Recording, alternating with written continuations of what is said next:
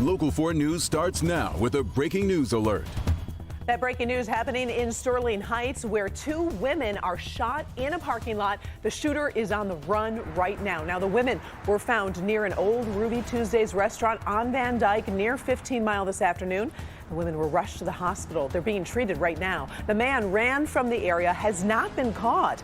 Police say this was not a random shooting, and the shooter did know his victims. Sterling Heights police are giving us an update at any moment as you look live at the police department where that press conference will be held. If you know anything about this shooting, call police. We'll have an update for you on the news at 5. Our other top story first at 4 on this Friday. Investigators are trying to figure out why a house exploded in Dearborn Heights. Take a look at this. This was the house that was destroyed, but to this point, we do know that no one was hurt. It happened at a home on Powers Avenue near the Southfield Freeway and Annapolis Street. Grant Herms is. Grant, what's the latest? Well, Karen, you can see here, this is what's left of the house from this morning. Now, neighbors here said that they felt the telltale signs of a gas leak explosion. They heard a boom. They felt their homes shaking. They smelled that gas. But right now, the cause of this fire has yet to be determined. Now, this call came in around 11:30 this morning as a house collapsed. Neighbors say the flames were so high they were above the roof line, even scorching the trees above and behind the house. That added another layer of danger here because there are two sets of power lines very close to this home. Now, thankfully, nobody was home at the time of the fire. Crews believe the homeowners were at work when it happened, and they were trying to track them down a bit earlier, though I do think they are on scene here as of this afternoon. Now, there were also two dogs inside the home. Both were able to be taken out. One of them was still in a crate inside after the fire. An animal control crew was able to get that dog out safely. The other dog was taken in safely by fire crews in the area just a few hours later. Neighbors here say the scene was a scary one. Well, I was just worried about the safety of the firemen, actually. You know, them first, safety first, and houses can be replaced, but lives matter. Yeah, well, it just makes you with all these storms going on and the power outages and down wires, so you really don't know what to expect anymore. Now, coming up at 5 o'clock, you'll hear from the neighbor who called 911 and jumped into action quickly, likely saving a lot of lives here in the neighborhood. Karen, back to you. All right. Thank you, Grant. We appreciate it. We'll check back with you a little bit later tonight. The Oakland Township woman accused of killing a Michigan State senior in a hit-and-run crash is in court to face charges. Prosecutors say Tubton Sue Housen took off to Thailand after that crash. She's accused of hitting and killing 22-year-old Ben Cable on Rochester Road in the early morning of New Year's Day. Housen's attorney says she left for Thailand in a panic. She returned to Michigan this week. Prosecutors argued she is a flight risk, and the judge set her bond at $1 million cash or surety. The Oxford High School shooter went before a judge today for his monthly hearing. A judge decided Ethan Crumbley will stay in the Oakland County Jail instead of being moved to the juvenile jail. The judge also set his sentencing hearing for June 2nd, though that could change.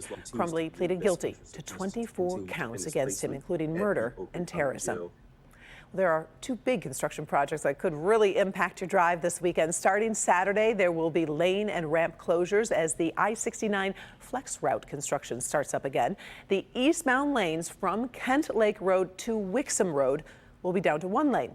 Now, after this weekend, both the eastbound and westbound sides will have just two lanes open, and that goes through fall. Then, let's talk about 696. The westbound lanes will be closed between the Lodge and I-275 on Saturday, and they should reopen on Sunday. We do have some good news, though, for drivers. The repairs being done to I-94 in Ann Arbor, well, they're finished. Remember that truck that hit the Liberty Road Bridge earlier this week, doing that serious damage? Well, the entire freeway was closed last night so crews could fix everything. It did reopen this morning. It cost more than $250,000 for the repairs. Today, the term Go Green has multiple meanings. This St. Patrick's Day, Michigan State is moving on in the NCAA tournament after beating USC this afternoon. Jamie Edmonds is in Columbus, Ohio for us this afternoon, where fans are celebrating a really great win. Hey, Jamie. Hey there, Karen. You know, fans started celebrating early here in Columbus. Let me show you around. We're in the Arena District, which is right next to the Stadium District, where they had lots of bars open this morning to celebrate St. Patrick's Day. Then, of course, fans filed into Nationwide Arena late morning for the game number 7 MSU versus number 10 USC. Tom Izzo says this game wasn't always pretty, like when the Trojans went on a run in the first half and took the lead. We had our bad stretch, and I thought our bigs looked tired, and we didn't maybe cover those ball screens enough. They got those dunks, and 10-point lead went down quick. But, you know, we fought through that adversity, and then, you know, we're the leading free throw shooting team in the conference, and I think the guys might have done it on purpose. You know, things were going smooth. I wasn't yelling at anybody. Everything was cool, and so they gave me a reason to be upset tonight. So we'll have free throw shooting at the hotel. You know, Tom always is trying to get better. His team did win by 10 today. Now, work begins for either Marquette or Vermont. They're playing inside right now, so we'll know game time for Sunday later on today. More coming up in 5 and 6. Keys to the game, the guys that stepped up, and we'll look into what went right for MSU. For now, we're live in Columbus. Karen, back to you. All right. Thanks, Jamie. We'll check back with you a little later. Well, a windy, gloomy Friday across Metro Detroit. Forewarned meteorologist Kim Adams is here with what to expect as that weekend gets going. Hey, Kim.